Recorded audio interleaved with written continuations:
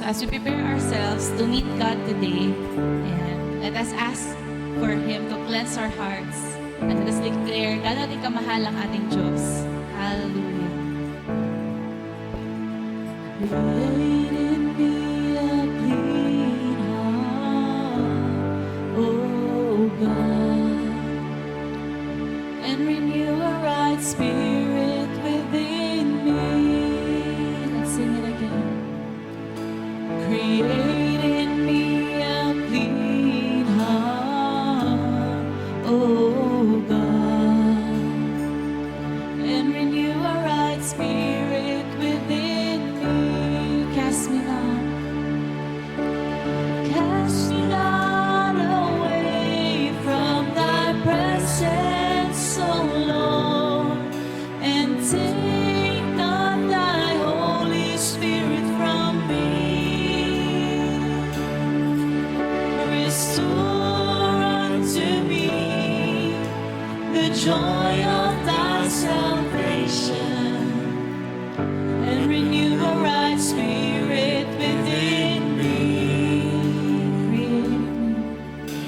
Create in me a clean heart, oh God, and renew a right spirit within me.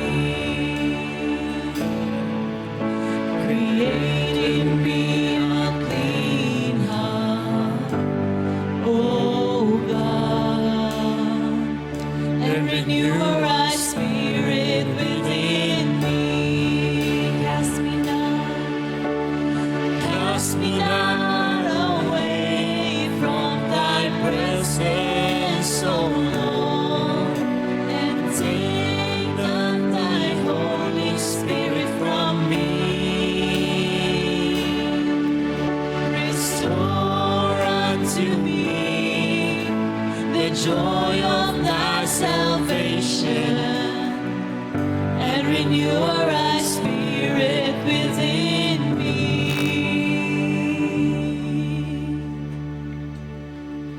I love you, Lord, and I lift my voice to worship you, oh my soul. Rejoice, take joy, my King, in what you hear. Let it be a sweet, sweet sound in your ear. Let's sing it again. I love you, Lord. I love you, Lord, and I lift my voice to worship you.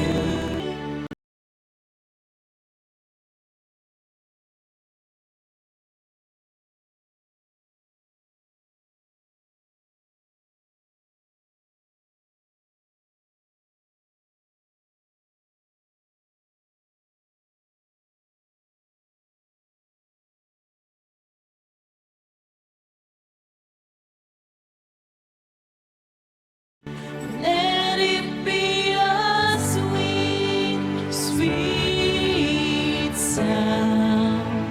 Let it be a sweet, sweet sound. Let it be a sweet, sweet sound in your ear. Hallelujah. Let's praise the name of Jesus today. Hallelujah. Thank you, Lord. Thank you for the gift of salvation. Alalahanin natin ang first love natin kay Jesus nung tayo ay Kanyang niligtas. Amen. At ngayon, let us receive God's mercy and grace this morning. It is falling and falling in this place. Amen? Hallelujah! Let's dance and celebrate the presence of Jesus. Yes, Lord!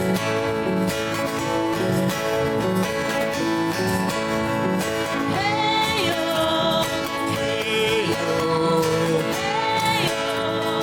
hey, oh, Hey, oh! hey, oh, Hey, oh! Sing with me! Hey, oh!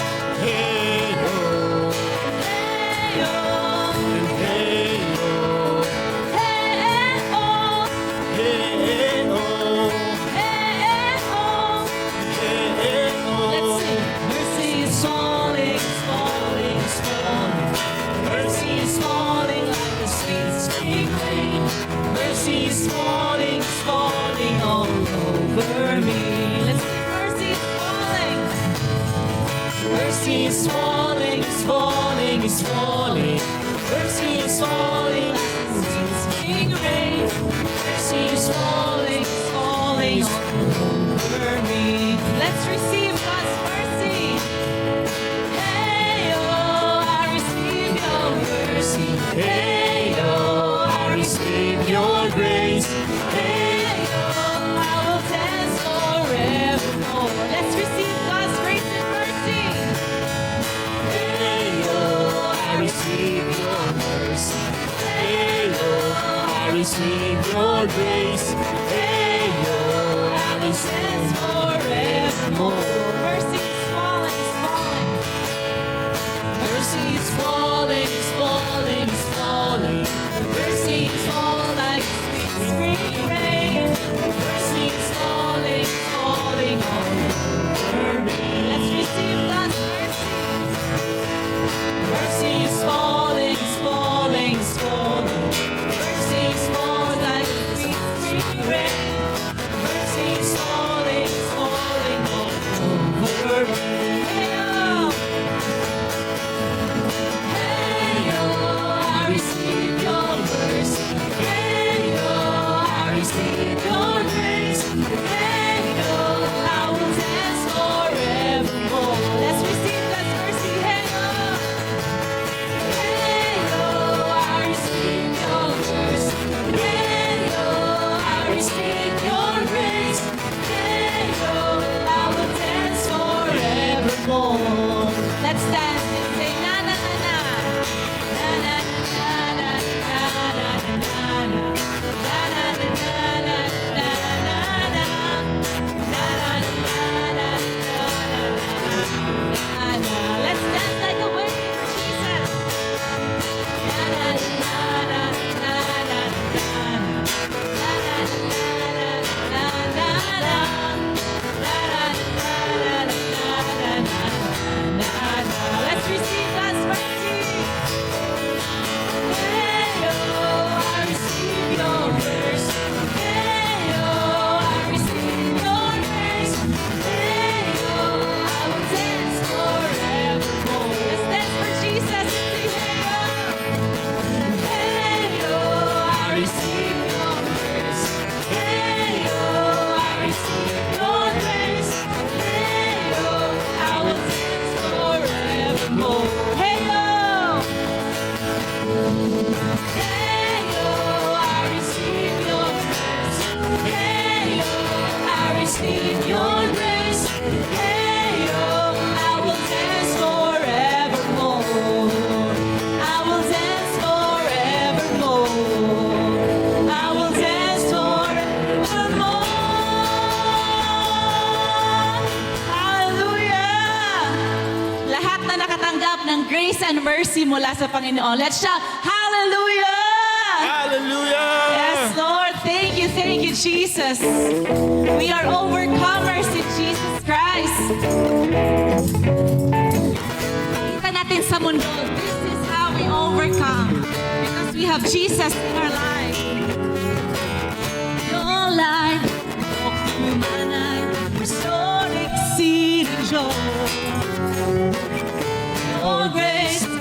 like a rain and make this desolate.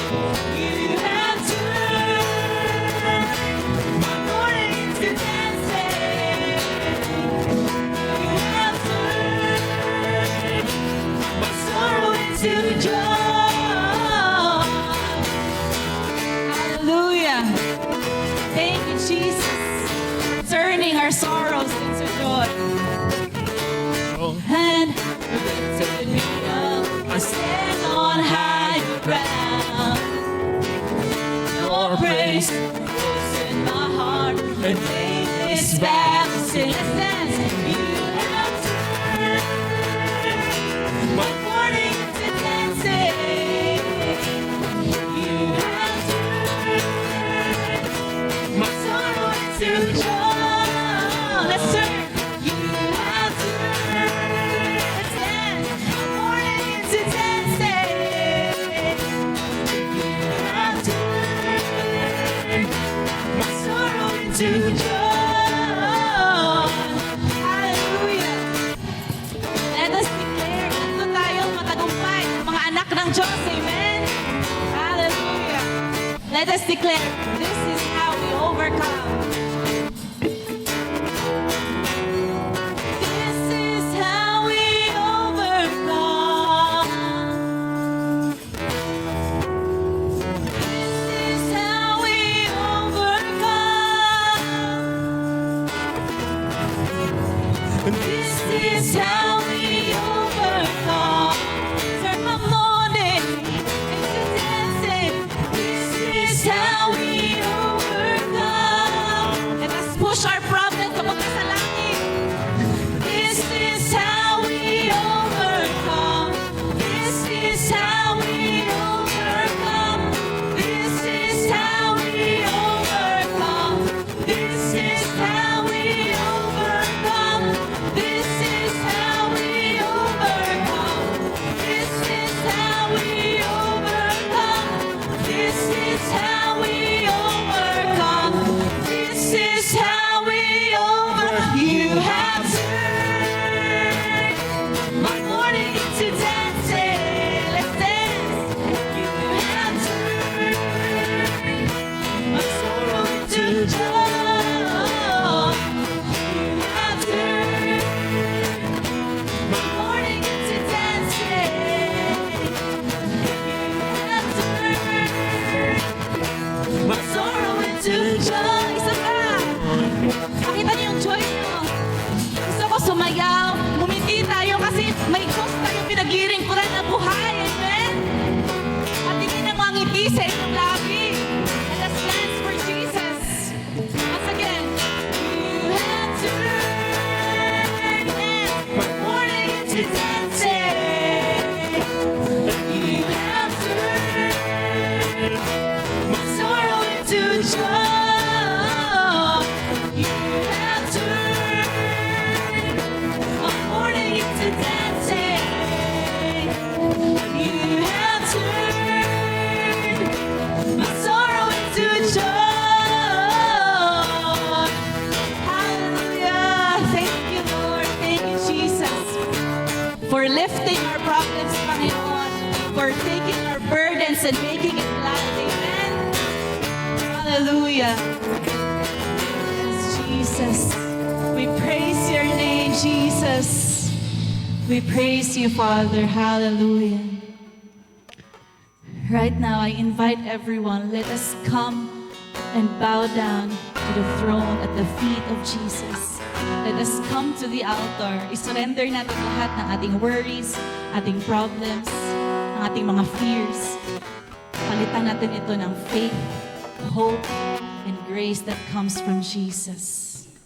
Yes, Lord. Are you hurting and broken within? Overwhelmed by the weight of sin? Jesus is calling. Have you come to the end of yourself? Do you thirst for a drink from the well? Jesus is calling. Come to Him too. Oh, come to the altar. The Father's arms are open wide. Forgiveness was bought with the precious blood of Jesus Christ. Yes, Lord, thank you, Jesus.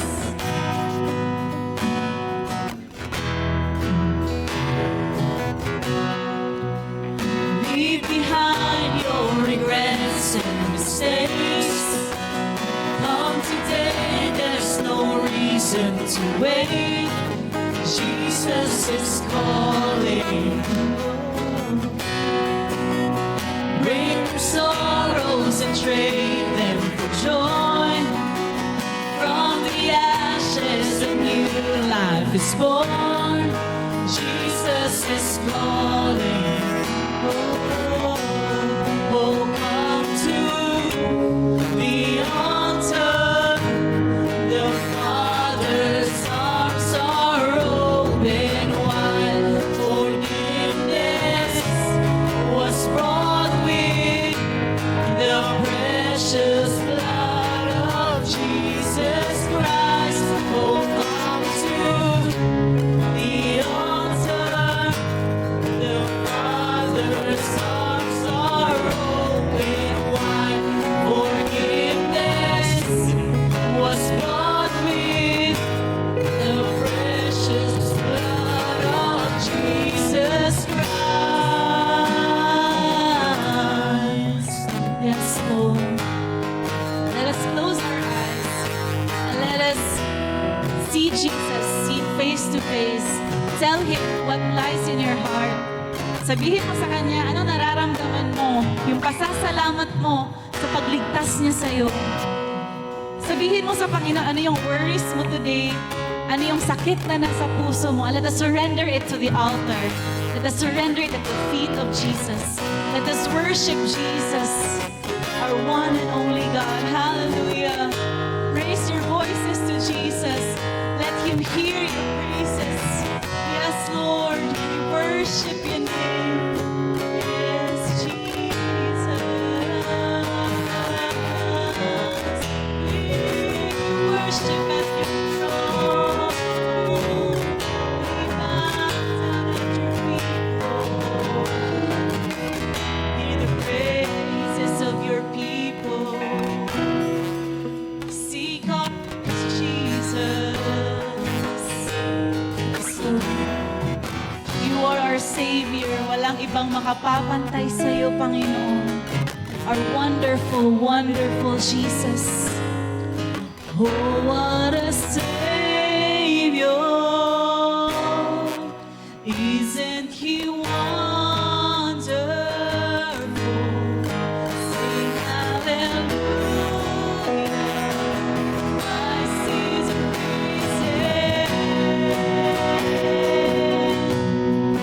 bow down before Him, for He is Lord. Sing hallelujah. Christ is risen. Raise your voices to Jesus. Oh, our Savior, wonderful,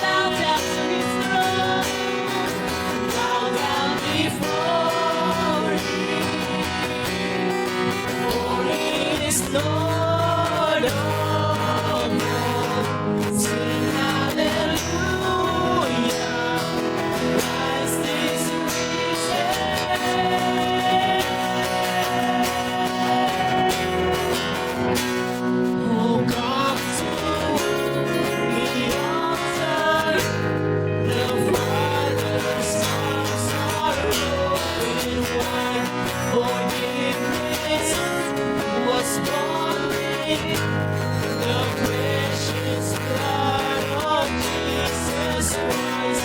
Oh, come to the altar. The Father's arms are open wide. Forgiveness was brought with the precious blood of Jesus Christ. Now without the instruments, let us sing with our raw voices. Sing to God. Let's come to the altar without instruments. Oh, come to the altar. The Father's arms are open wide. Forgiveness was bought with the precious blood of Jesus Christ.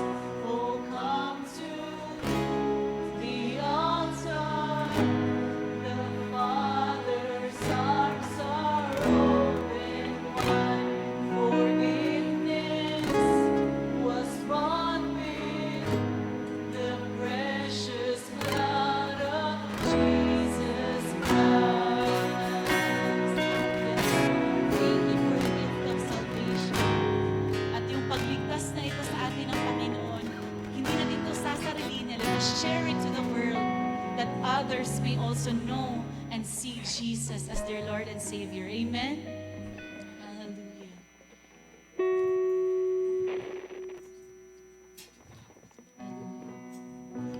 Let us bow down our hands and let us pray. Heavenly Father, maraming salamat po sa araw na ito, sa panibagong pagkakataon na makalapit sa inyo bilang isang pamilya ng pananampalataya, O God. Thank you, Lord, for your goodness and faithfulness throughout this week. Ngayon pong kami natitipon sa inyong bahay sambahan, O God. We humbly ask for your presence to fill this place. Linisin po ninyo ang aming mga puso at isipan, alisin ang anumang distractions, at ihanda kami sa upang tunay na makasamba sa inyo. Lord, gabayan po ninyo ang bawat bahagi ng service namin today, pati ang preaching ng iyong salita, O God, at ang bawat taong narito. Speak to us, Lord, in a way na maintindihan namin at may apply sa aming pang-araw-araw na buhay. Tulungan ninyo kami, O God, maging open at handang magbago ayon sa iyong kalooban. May everything we do today bring glory and honor to you alone. We lift up everything to you, trusting that you are here in our midst. All this we pray in the mighty name of Jesus. Amen.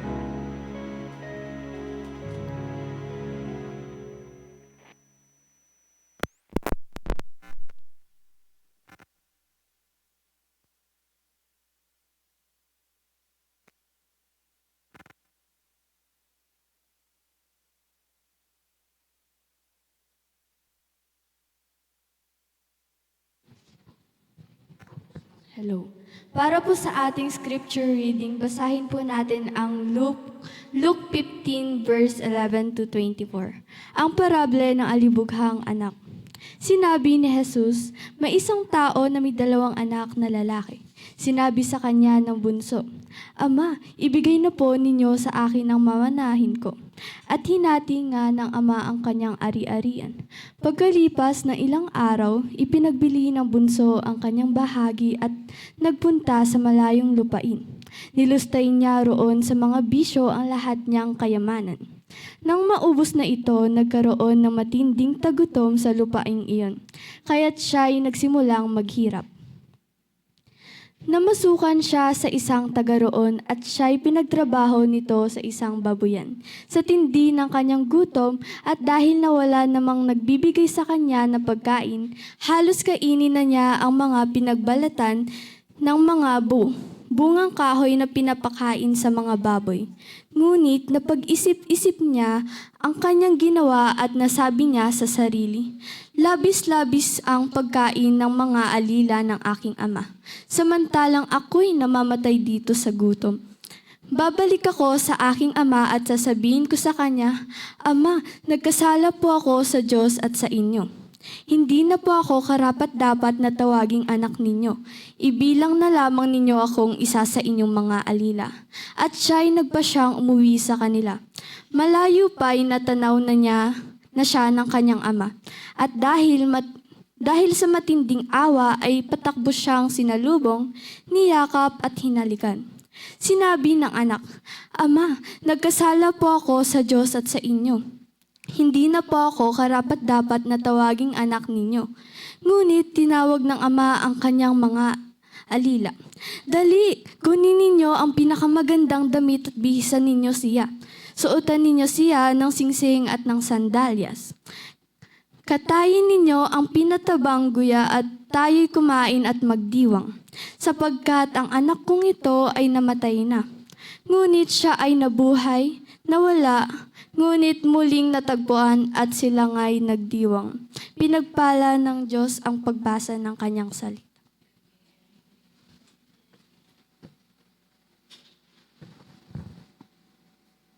Ay ang ating kasi ang nagbibigay ng katuparan sa ating mga pangarap ay ang ating Diyos na pinaglilingkuran. Amen? So you see, ganito pala ang tip ko sa inyo. Kung kayo'y mangangarap, isama mo yun sa pangarap ang Panginoon. Siyempre, kailangan ayusin muna ang buhay. Hanapin ang God's perfect will para sa iyo upang hindi mo ma-miss ang kagandahan ng buhay. Amen? Kaya binibigyan niya na tayo ng direksyon to make the decision, settle down kung saan ang kalooban ng Panginoon. Amen? Lagi tayo kasama sa pangarap. Sa mga bawat hinahangad natin sa buhay, dapat kasama ang kaharian ng Diyos. Amen? Ang sabi, it is not the number of years in your life, but the life in your years.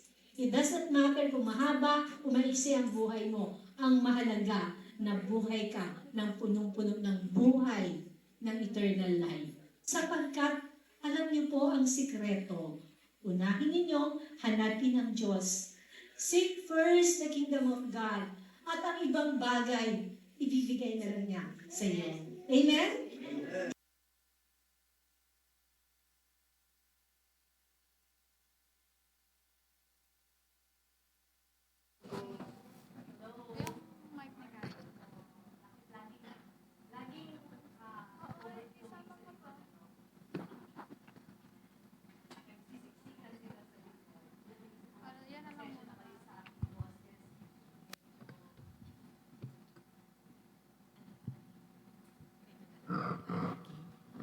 Hello.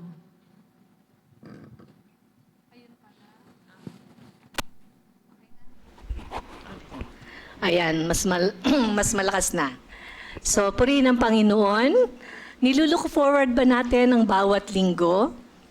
Amen? Yes. Sa atin po, mahalaga ang linggo sapagkat ito po ang ating worship day together as a church family. So, nais ko lang pong i-report sa inyo na ang gawain po natin sa silang ay nakikita na po natin ang paglago. No po, we started with just parang ilan lang kami, 6 lang kami doon talaga. Ngayon po, nasa ilan na tayo? 15? So, salamat sa Panginoon kasi ang Lord ang nagdadala ng mga tao sa church. So, salamat sapagkat kahit sa kabila ng mahirap na pamumuhay at ang mga businesses po ay talagang struggling, pero lumalago po ang gawain ng Panginoon. Mag-iisang taon na yata tayo sa July, Pero slowly but surely, at naririnig na po namin ang mga patotoo ng mga kapatiran natin doon. Amen. Salamat sapagkat nakaka-bless din na makita na may mga young teenagers na mga to, Hindi na sila mga bata. Mga teenagers na tayo, mga nagmi-minister sa Panginoon. So, salamat sapagkat nangangahulugan lang na pinagpapala ng Lord ang ating gawain. Amen ba? Hindi man tayo mag-overflow sa ngayon kasi it seems like kung ano lang din ang laki natin, yun din lang ang ibibigay ng Lord sa atin. So someday, we're hoping na lilipat tayo sa mas malaking lugar kasi hindi na tayo kasya dito. Are you looking forward to that? Amen. So baka ibalik tayo ng Lord sa CDC, di ba? Yan. So anyway, welcome sapagkat sa araw na to nakakatawang makita si Marie at saka si Dave. Wow. Alam niyo ba dati si Dave, tayo nga kayong mag-ina. Ayan. Alam niyo ba yan si Dave? Parang si EJ lang yan, si Ethan. Parang ganyan si Ethan, si Dave. Paikot-ikot lang yan dyan sa gitna. Pero look at him now, ang tangkad niya na, no? And he is only 14 years old. Oh, di ba? The Lord is good sa kanila mag-ina. Salamat, salamat sa pagdalaw, ano? So, salamat. So, nakakatuwang isipin na ang Panginoong Jesus, mahilig si Jesus sa storytelling.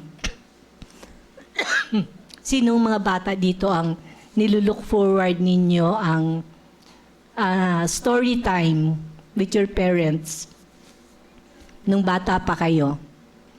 Nag-i-story time ba ang mga nanay nyo, ang mga tatay nyo before, nung mga bata pa kayo?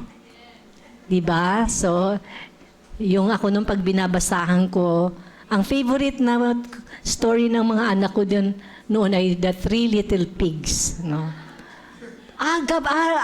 Every night, yun ang gusto nilang babasahin ko sa kanila kasi may kasamang drama. So, but nakakatuwa na ang storytelling is not only a bonding time, but also it's a way to teach children, di ba? At kay Jesus, mahilig si Jesus mag-storytelling. At katulad po ng story ng The Parable ng Alibughang Anak. No? Isang kwento na ang lesson ay makalangit.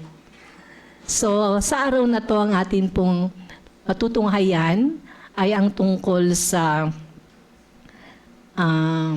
grace, biyaya. Pag sinabing grace, taga-Tagalog ay biyaya. Tama? At pag sinabing blessing, pagpapala. May kaibahan yun. Ano? Biyaya, grace comes from God. Only God can give us grace.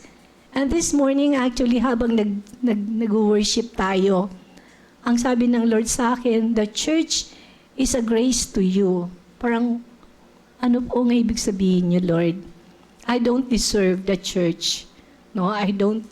It's only by the grace of God na tinawag niya ako. Hindi po, ang pastors po hindi nagvo-volunteer.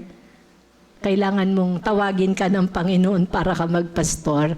At sa totoo lang, ayaw ko magpastor. But, by the grace of God, I'm still here. I'm still preaching and teaching and leading you. Hindi po ako karapat-dapat. I'm not that good. Pero, narito pa rin po ako. Grace of God po yan. And also, the church is a blessing. We are blessed because as we obey, nagbi-bless ang Panginoon. Amen? So, tutunghayan po natin, ano po ang grace? What are the grace and the blessings of repentance? Ayon po sa napanood natin or narinig natin na kwento ng The Prodigal Son. Okay. Una po, titingnan po natin ang repentance ng Prodigal Son. Okay. Pag sinabing repentance, sa Tagalog ay pagsisisi. But it's more than just feeling sorry. Repentance is also turning back from sin. Pagsisisi at panunumbalik sa Diyos. Okay? So, titingnan natin ang repentance of the prodigal son, ang kanyang pagsisisi sa kanyang kasalanan at ang panunumbalik niya sa Diyos. Okay? Handa ba tayo dito? I want us to listen intently para po maalaw natin na mag-speak si Lord sa ating mga puso. Okay. So number 1, the first point is recognition of sin.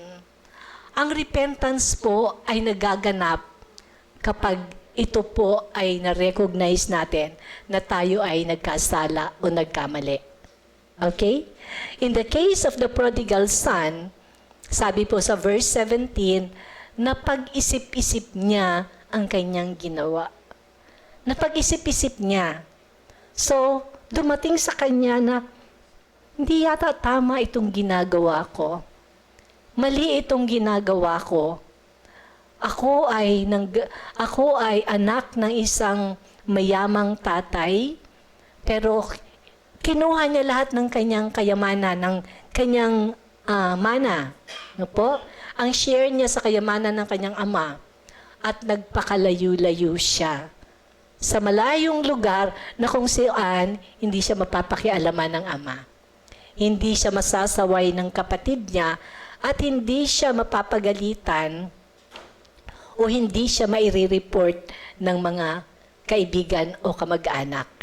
Kaya ang sabi po sa kwento, siya po'y pumunta sa malayong lugar. May mga Christians po na minsan ganon. Na-experience niyo ba yan sa panahon ninyo na minsan, you become tired of being a Christian? Na parang, mag-ano naman tayo, may term doon yung isang anak ng pastor namin eh. May isa kong kakilalang pastor na ang anak niya, sabi niya, Mama, magwawalwal muna ako. Alam niyo ba yung word na magwawalwal? Parang, ano yun? Ano ibig sabihin nun? So parang lalayo muna siya, magpapakasama-sama muna siya. There are times na parang nagsawa siya kasi bata pa siya, nasa ministry na sila, mag-iina, buong pamilya. Dumating sa point na parang nagsawa ba siya? Parang masyadong straight ang buhay ko. Ano kaya? Subukan ko naman maging masama muna. Pero alam nyo, ano lang niya yun? Parang bad, ano lang yun? Vibes niya lang yun. Hindi naman talaga niya ginawa. But there are times when people get tired of doing good. Na parang all their life, parang hindi nila na-experience anong lasa ng marijuana, ano ang effect ng shabu, or yung mag-bar-bar sila. May ganun pong mga Kristiyano din, mayroon nga ako isa kaibigang pastor na sabi niya, ako simula nung pinanganak ako hanggang sa tumanda ako, nag-aral na siya sa Bible school at nagpastor na siya. Parang masyado bang ang buhay ko? Boring?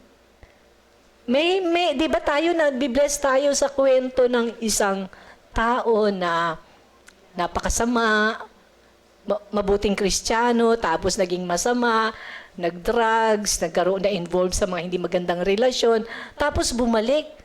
Oh, celebrated siya. Ang daming nakikinig sa kanyang testimony. Samantala yung isang tao na parang napaka-boring ng buhay, all his life from bata pa hanggang sa pagtanda niya, straight lang siya. No? Pero wag niyo pong subukan, okay? If you have that kind of thoughts, wag niyo pong subukan sapagkat napakahirap. Makikita natin yun sa buhay ng prodigal son. May akala natin maganda ang offer ng mundo. Di ba? May dalawa lang namang destination. Remember our lesson last week sa ating the Jesus journey or sa journey natin sa daigdig na to. There are just two destinations to choose from. The journey to the kingdom of God and the journey to the kingdom of darkness. Huwag nyo na pong itry because the world will offer something in between. Or subukan mo naman ito para naman maging exciting ang buhay mo. Huwag nyo na pong subukan. Marami na po ang sumubok at nabigo po sila. Ang hirap makabalik. Okay? So, pero nakita natin itong prodigal son, siguro sandali lang, nung naubos na yung kanyang kayamanan, nung siya po ay naghirap, nagdusa, doon niya napag-isip-isip ang kanyang ginawa, ang kanyang masamang ginawa. Okay? So, kailangan po, ang tunay na repentance, ang tunay na pagsisisi, nakilala niya yung kanyang kasalanan. Okay. Iba po yung na-recognize niya yung kasalanan niya or dahil lang naghirap siya. Yung iba, babalik ako sa tatay ko kasi dito nagugutom ako sa bahay ng tatay ko. Ang daming pagkain. So I believe ito pong prodigal son, hindi lang po na ang na-realize niya ang kanyang maling ginawa. No po? Una niyang na-realize mali ang kanyang ginawa. Kaya gusto niyang bumalik sa kanyang tatay. Okay? And of course,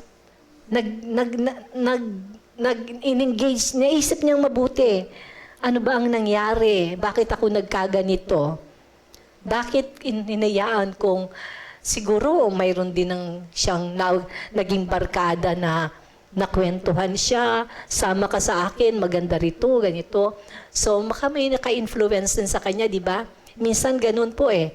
Ang isang mabuting bata, ang isang mabuting kabataan, hindi naman talaga yan magda-drugs or magiging masama kung siya lang by himself. Usually because of bad company. Kaya nga sabi, kung tell me who your friends are and I will tell you who you are. Because bad company corrupts. No? Nakakasira po talaga at nakakawasak ng buhay ang masamang barkada o masamang influence. Okay, so in the case of the prodigal son, nagkaroon siya ng recognition of sin.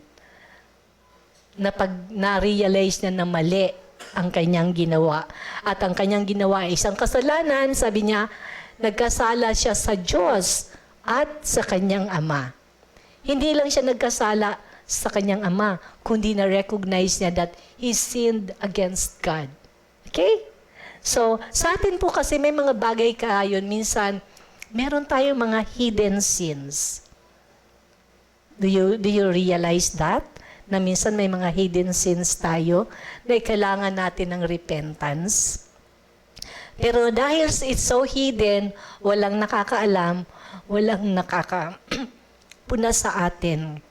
Minsan, hindi natin alam, may effect, may bad effects na ito sa buhay natin. So we have to recognize it as a sin. Okay? So, ang point number 2 is remorse or regret over sin. Nakita natin to sa buhay ng prodigal son, di ba? Ano po ang sinabi niya sa verse 18?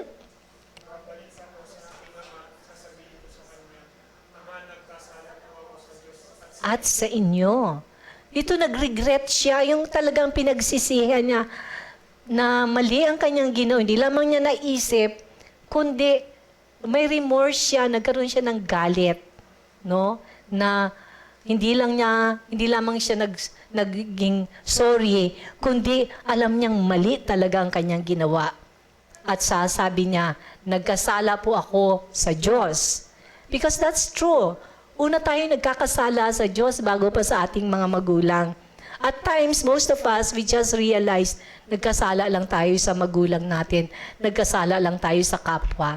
But there's a greater person na pinagkakasalaan natin. Even among us, sa relationships natin, kapag sinisiraan natin ang isang tao, hindi lang tayo na sinisiraan natin ang isang tao, kundi we are sinning against God.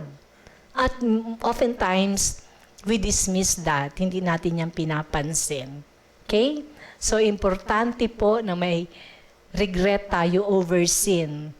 Kailangan po i-recognize natin ang katotohanan that when we sin first against God, and second, we sin against the person. And of course, the third point is resolve or change of mind. Ayan. So, ano sabi sa verse 19?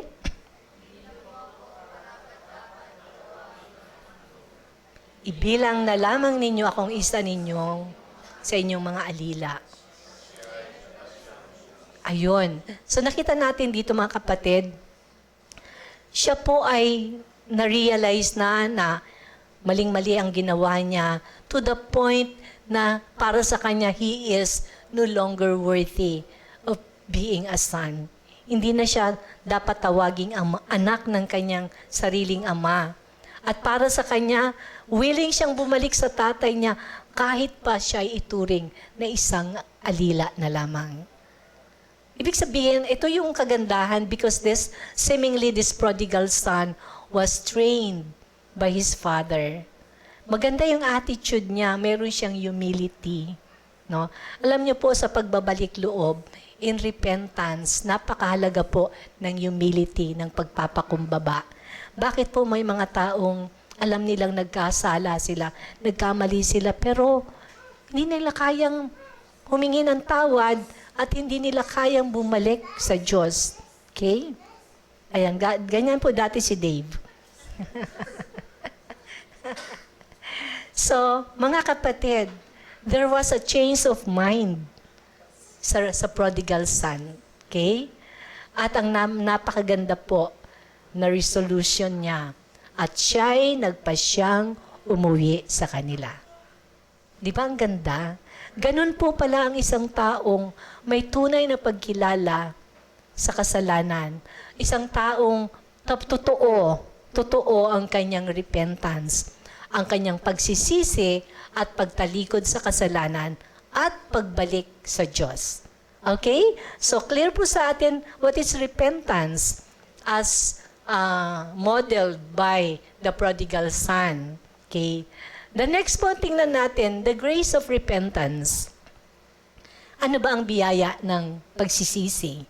By the way, later po supposedly sa ating square groups, ang topic natin should be repentance, about repentance. Okay? So, the grace of repentance. Take note that the grace of repentance is a gift. Only God can give grace. Grace is something that we don't deserve. God gives us grace and we don't deserve it. Hindi tayo karapat-dapat. Hindi tayo super duper na napakagaling para bigyan ng grace ng Lord. Nobody qualifies to receive grace from God. Ang grace po ng Diyos ay kagandahang loob ng Diyos, kabutihan ng Diyos na ibinibigay niya sa mga taong hindi karapat-dapat. Okay? So, in repentance, the grace of God is a gift. Okay? So, just in case in the future, nagkamali tayo ng desisyon or gumawa tayo ng mali sa Diyos. Okay? Nagkasala tayo. Just remember that God's grace of repentance is for you. Okay? And it is a gift. Sabi diyan, ang grace is the undeserved gift from God that enables a believer to turn away from sin and toward God. Okay? Hindi ikaw ang planuhin mo na ito talaga ay gagawin ko. A lot of people who will try to repent, go back to God, ng sarili nilang desisyon, they always fail. Because, mga kapatid, it is only a gift. God's repentance is God's gift for you. Okay? And the second point is, God's grace of repentance, it is God's kindness that leads people to repentance. Ang kabutihan ng Diyos po ang nagdadala sa atin para magsisi at manumbalik sa Diyos. Okay? Yung bang naaalala mo kung kaano kabuti ang Diyos? Sabi nga sa Romans 2:4, let's read this. Hindi mo ba alam na ang kabutihan ng Diyos ang umaakay sa iyo upang magsisi at tumalikod ka sa kasalanan? So, kabutihan po ng Diyos yan. Inaakay ka upang magsisi at tumalikod sa kasalanan. So again, ang pagsisisi po hindi lamang yung feeling sorry. Kailangan may kasamang pagtalikod sa kasalanan. Meron pong example na may isang taong, ano man tawag doon? Meron siyang kabit. Okay? Nagkasala siya, nagkamali siya sa kanyang asawa at sa kanyang mga anak. Tapos, sorry naman siya. Humingi siya ng tawad sa asawa niya, sa mga anak niya. Nagpatawad naman at tinanggap ulit siya. Iyak ng iyak. But the following day, tinext siya ng kanyang ng kanyang, ang tawag doon, ng other woman o ng kerida. At nagsinungaling muna siya sa kanyang asawa at pinuntahan niya. So yun po ay makikita natin na nagsisi lang siya pero hindi niya tinalikuran ang kasalanan. No? Paulit-ulit na ginagawa. Parang ganun din yun. Mga taong may mga maling ginagawa, nagigilty sila, kaya nagsisisi sila, humihingi ng tawad. Pero dahil hinahanap ng katawan, binabalikan ang kasalanan. Po. So mga kapatid, alalahanin po natin na ang kabutihan po ng Diyos ang laging mag-aakay sa atin para magsisi at tumalikod sa kasalanan. Okay? And of course, the grace of God empowers change. Ayan. Hindi lamang dahil mabuti ang Diyos sa iyo, kundi ang grace ng Diyos, bibigyan ka ng kapangyarihan para magkaroon ka ng change of mindset na alam mong mali ang ginawa mo at talagang tatalikuran mo ang kasalanan. You turn away from sin and you turn to God. Okay? So, is it clear to us? Sabi nga sa Titus 2:11-12, let's read this together. Sapagkat ang biyaya ng Diyos, nagbibigay ng kaligtasan ay inihayag na sa lahat ng tao. Ito ang nagtuturo sa atin na talikuran ng kasamaan at makabundong pagnanasa. Kaya mamuhay tayo sa mundong ito ng maayos, matuwid, at makadiyos. Purihin ang Panginoon sa grace of repentance. Lahat po tayo binibigyan ng Diyos ng grace, ng biyaya, upang tunay na talikuran natin ang kasalanan. Upang tayo magsisi at talikuran ang kasalanan. Sabihin natin, there are times when ilang beses ka nang nagsisi. Palagi pong unang nagsisi, pangalawa, pangatlo, pang-apat, balik ng balik sa kasalanan. Alam ko, it's easier said than done. Alam natin, may mga ganun tayong kapatiran. Mga kapatid, still, every time na nararamdaman mo na ang Diyos, na ang kabutihan ng Diyos ay tinatawag ka na bumalik at bumalik ka at magsisi at talikuran mo na yung kasalanan, gawin mo agad. Okay? Because every time, huwag po natin sayangin ang grace of God. Napakahalaga po ng grace, ng biyaya ng Diyos. Amen? At ang biyaya hindi lamang kagandahang loob, mga kapatid, na regalo ng Diyos. Ito po ay may power. It has the power to change you and me. Kapangyarihan po yan. Grace is God's power for you to change, to turn away from sin. Amen?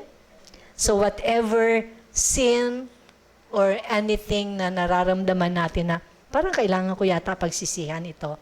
Parang may sinasabi yata si Lord sa atin. Gawin po natin agad. Because ang susunod po ay titingnan natin the blessings of repentance. Okay? Ito naman po ang blessings of repentance. So grace, you don't deserve it. God gives it to you anyway. Even if you are not worthy, God will give you His grace. But the blessings of repentance, ang blessings po because you have obeyed. Out of obedience. Natatanggap po natin ang blessings out of obedience. Okay? So kaya napakaganda po ng Panginoon, the blessings of repentance. Ano po yung pagpapala? Sabi po dito, forgiveness and cleansing.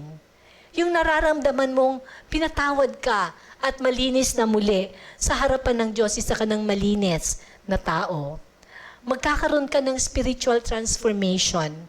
And of course, freedom and joy na ikaw ay you can become the person that God wants you to be. That is freedom and joy. And of course, you will have refreshing and peace, kapayapaan. Because ang katotohanan, sin brings us troubles.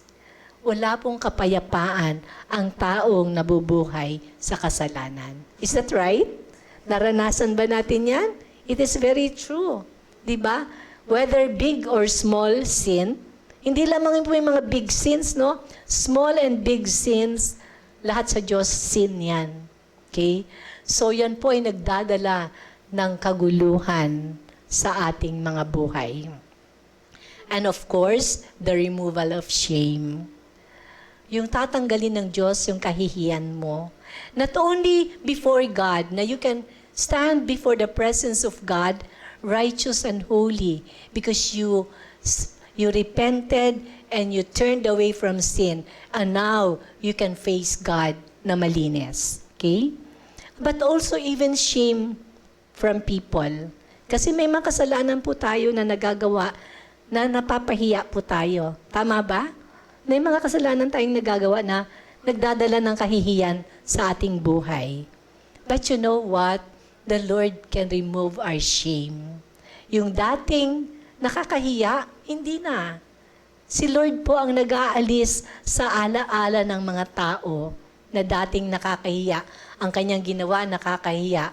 Pero ngayon nakita niya kung paano ka naging maayos, tinaguyod mo ang pamilya mo, lumakad ka sa kabanalan, then the Lord has taken away your shame. Okay? Di ba ang ganda? May mga kapatid po tayo na gano'n na dati talagang kinakahiya sila ng magulang nila dahil sa naging experiences nila. Kinahiya sila to the point pa nga na inano sila, no? Anong tawag doon? Dinisown. May mga pamilya po na nagkamali yung anak nilang babae or lalaki. Tapos dinisown sila kasi nagdala daw ng kahihiyan sa pamilya. But if you turn away from sin, you repent, and you live your life for God, the blessings of repentance can remove your shame. And then eventually your family will be proud of you again. Amen? So that is the blessings of repentance. Tatanggapin kang muli, magpapasalamat sila sa Diyos, at pinanindigan mo na mabuhay sa tama na ngayon. At ang mga bagay na dating nakakahiya, ngayon ipinagpapasalamat mo.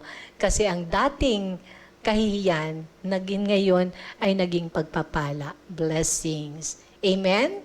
So, kailangan lamang po natin na alalahanin palagi na ang pangako po ng Panginoon sa John, 1 John 1:9, subalit, let's read this, subalit, kung ipinapahayag natin ang ating makasalanan, patatawarin tayo ng Diyos sa mga ito at lilinisin tayo sa lahat ng ating kasalanan sapagkat siya'y tapat at matuwid.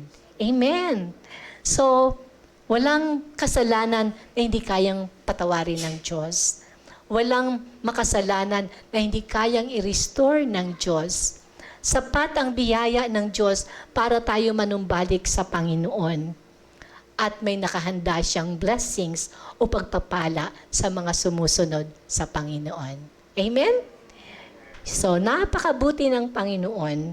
At kung titingnan po natin, sa buhay ng prodigal son, kitang-kita natin the grace and the blessings of repentance.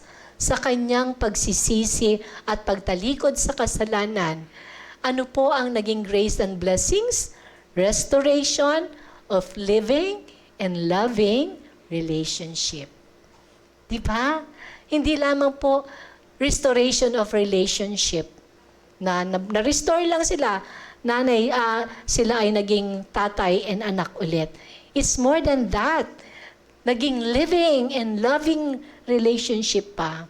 Kasi nakita po ng Ama, sabi po ng Ama, "This son of mine was dead and has now returned to life. He was lost, but now he is found." Para sa Ama, napakahalaga pala ng anak niya sa kanya. Labis siyang nalungkot nang ang anak niya ay lumayo sa kanya, namuhay sa kasalanan, naghirap, nagdusa. Pero ngayon, para sa kanya, para siyang namatayan ng anak. Itinuring niyang namatay ang kanyang anak. But because the prodigal son repented, ang prodigal son po was raised back to life. Muli siyang nabuhay. He was lost, but now he is found. Alam niyo po, kapag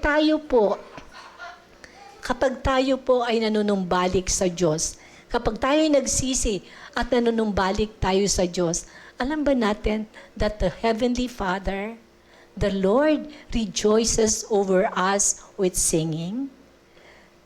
Nagsiselebrate po ang Diyos na tayo'y bumalik sa Kanya. Ang Diyos po ay labis na nagagalak sa ating panunumbalik sa Kanya.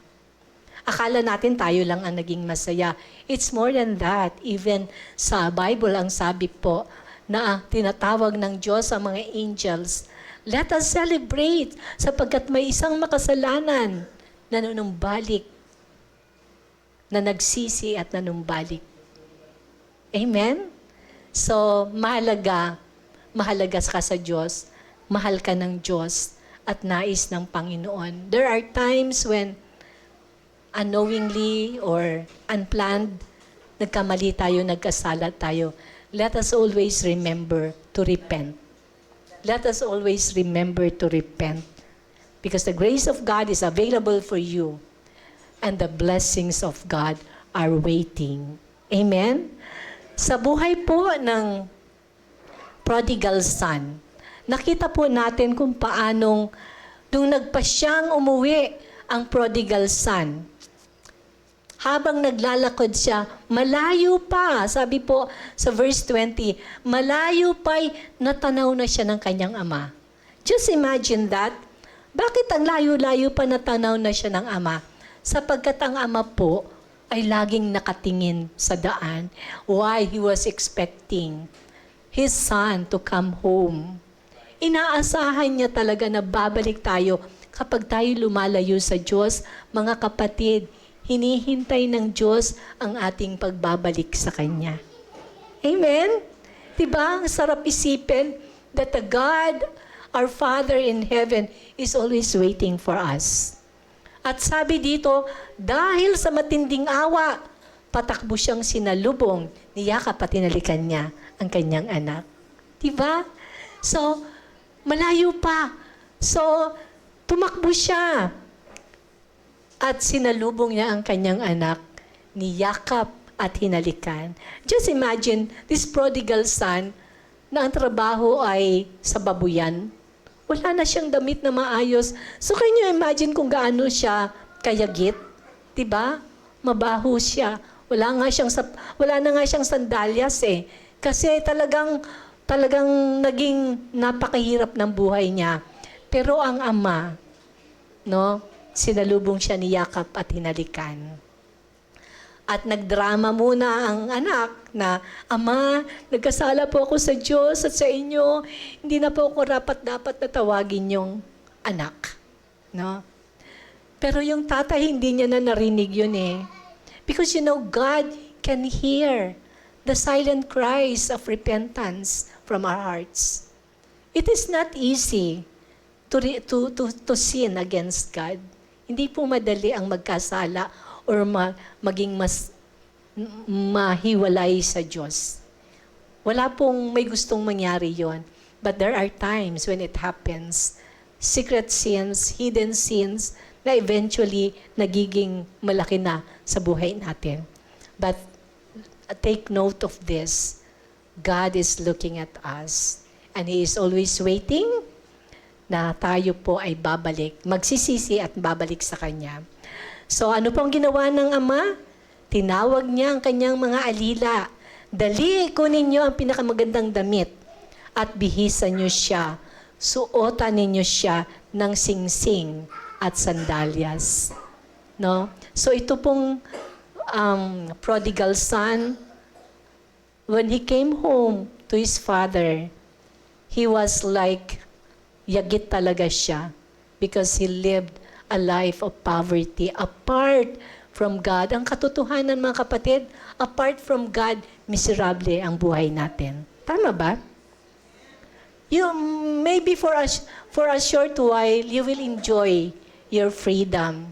But eventually, lahat po tayo, kapag tayo lumayo sa Diyos, kapag tayo nabuhay sa kasalanan, eventually your life will become miserable. At ano po ang ginawa ng kanyang ama?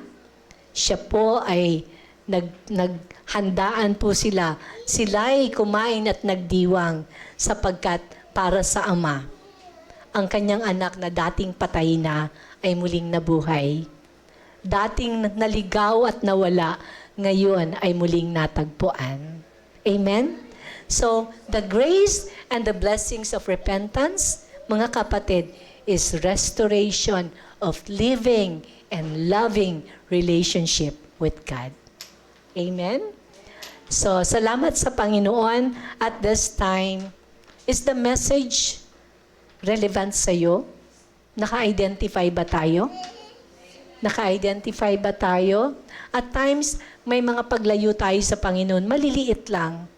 But if we continue to live apart from God, or pag tayo lumalayo-layo ng pakunti-kunti sa Diyos, eventually po, magiging malaki ang gap natin with God. Let us not allow that to happen. So if you need to repent and ask God to restore you back sa kanyang relasyon sa iyo, let's do that. Amen ba? I want us all to stand up.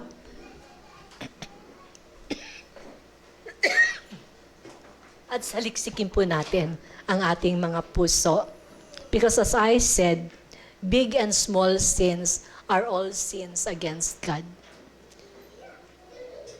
Ang mga paglayo natin, eventually, ay magiging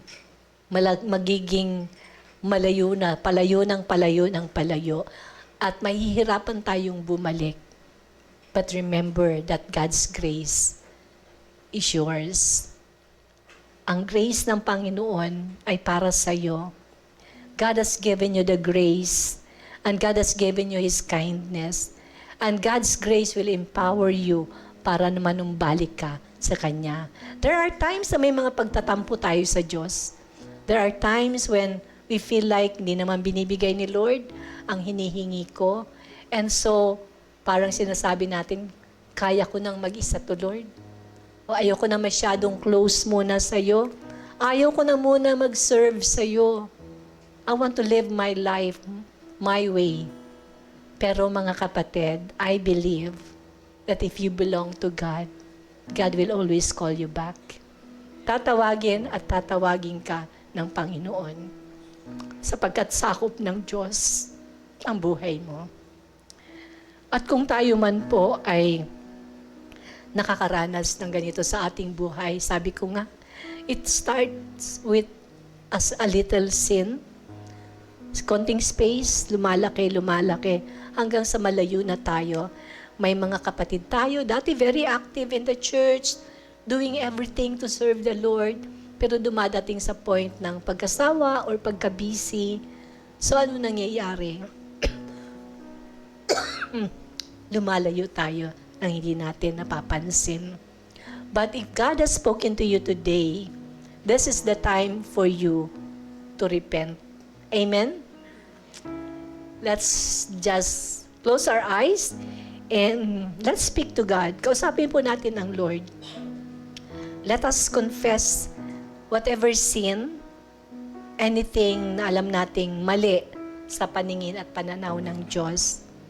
And allow the Lord to speak to you, to confront you of the sins na nakikita niya sa iyong buhay.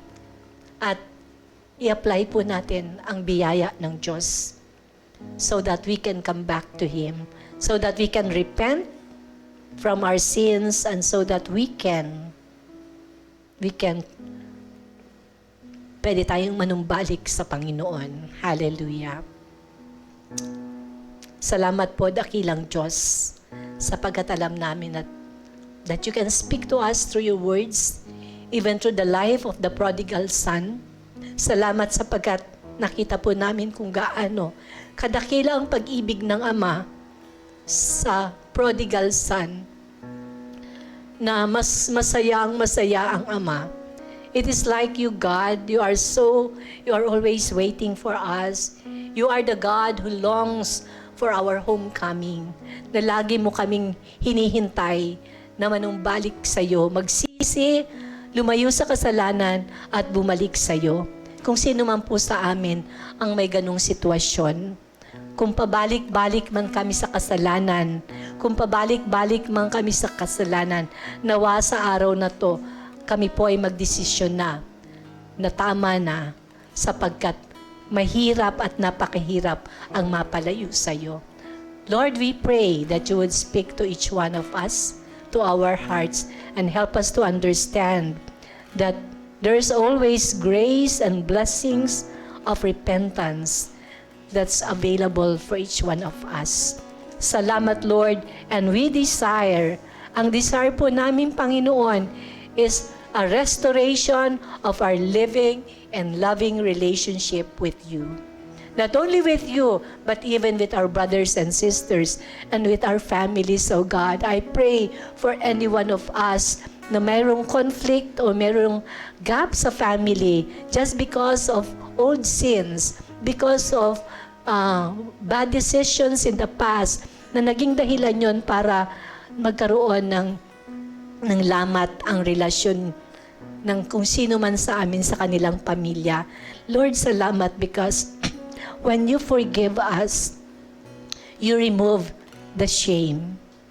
Salamat, Lord, because the blessings of repentance, Lord, is forgiveness and cleansing, spiritual transformation, freedom and joy, refreshing and peace, and removal of shame. And more than anything, thank you for the restoration of our loving relationship and our living relationship with you. At kailanman kami, Panginoon, ay mananatili, Panginoon, sa iyong kaharian, that we will keep our relationship with you, O God, for as long as we are alive here on earth, and we believe, O God, that this will continue, even, Lord, as we go back to your kingdom in heaven. Salamat po, pagpalain niyo po ang bawat isa as we pray in Jesus' name.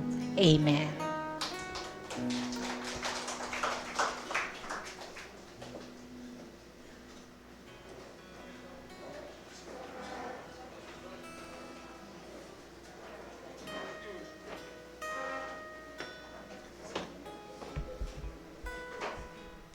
Ayan, so magandang umaga po sa ating lahat.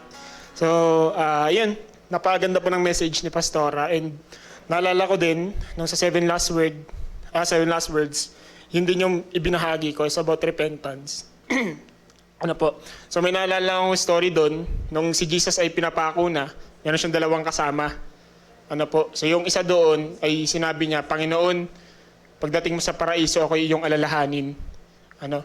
So, lahat yun ay sinurrender niya, lahat ng pagkakamali niya, kanyang mga kasalanan. Pero, nga po, if we are going to repent to Jesus, syempre, wag na nating antayin na humantong pa tayo sa huling hininga ng buhay natin. Habang maaga pa, pagsisiyan natin lahat ng ating mga pagkakamali at ating mga kasalanan. Ano po? So, ayan. So, ngayon po, dadako naman po tayo sa ating tithes and offering. So, ngayon po, wala po akong verse na talagang hinanap.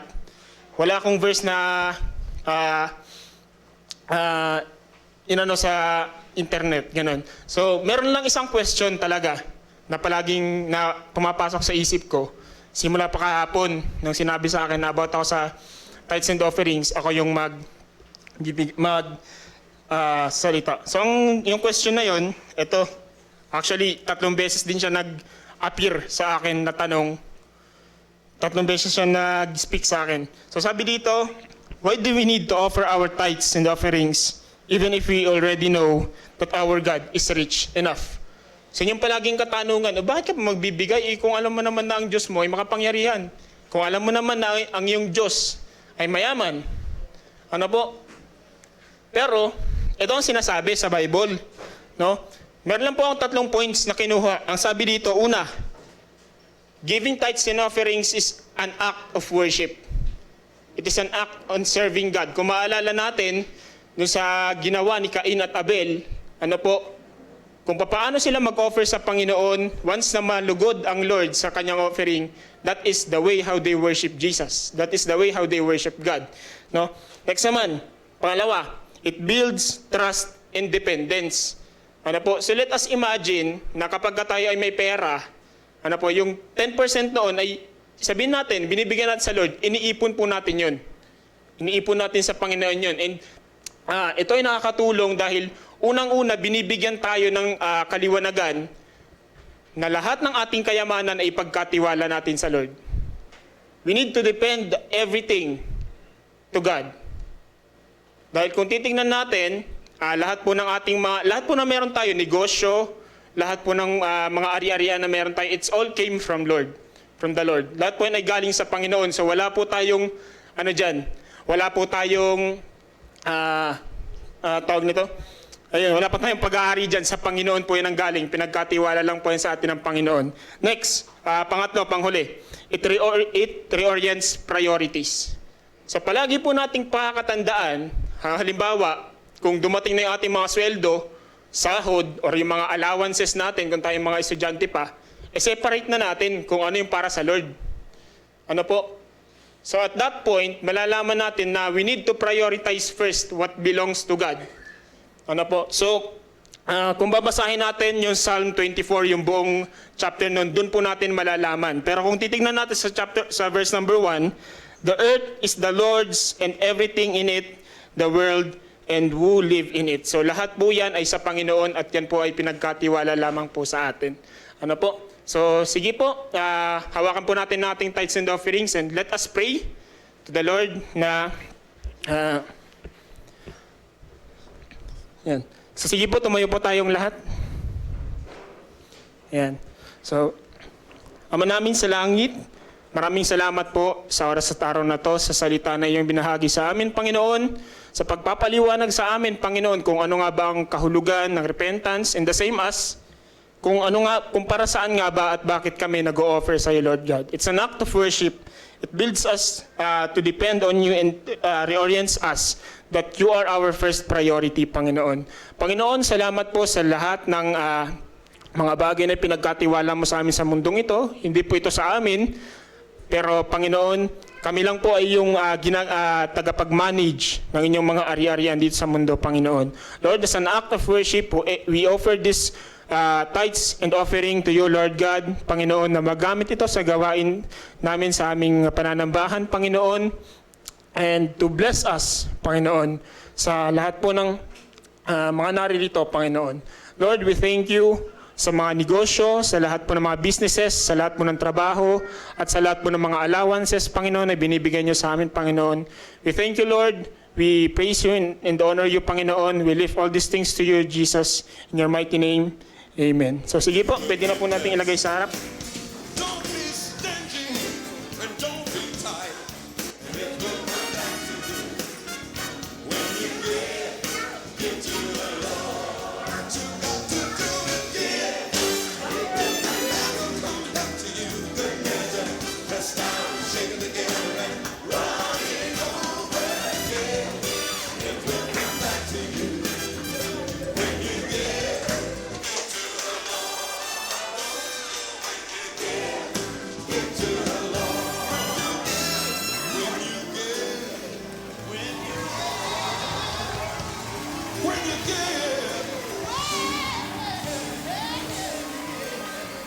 When you give, give to the Lord.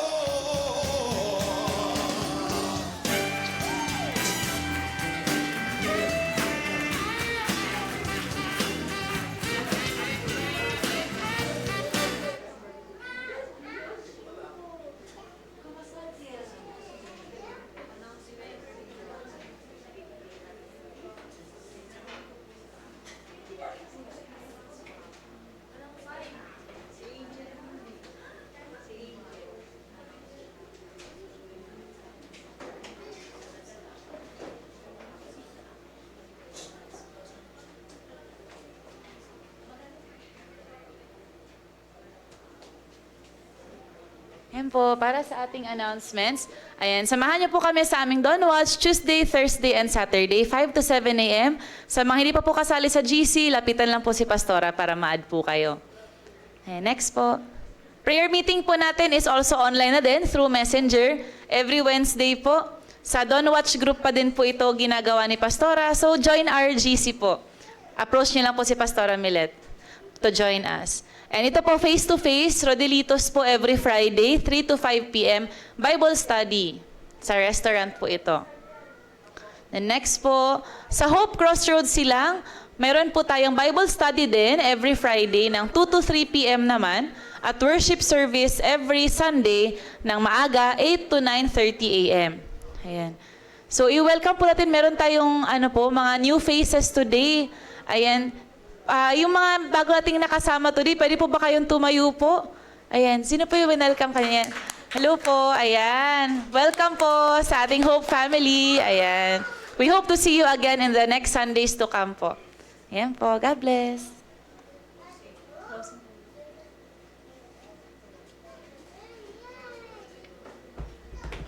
Good morning po sa lahat. Dadako na po tayo sa ating closing prayer po. Shall we all rise up po?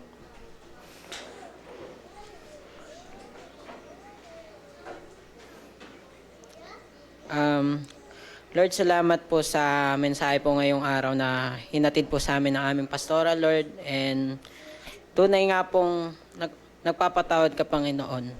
Naway, patawarin mo po kami sa aming mga pagkakasala at bigyan mo po kami ng kapatawaran sa mga nagawa namin pagkakamali sa aming buhay, Panginoon ko. And i-bless niyo po yung aming kakainin ngayong araw. I-bless mo po yung mga taong nag-prepare nito, Panginoon ko. And yung darating pong week sa bawat isa po sa amin, lalong-lalo na po yung mga trabaho po and lahat po ng aming mga gagawin na dapat po mag-glorify sa iyo, Panginoon ko. In Jesus' name we pray, Amen.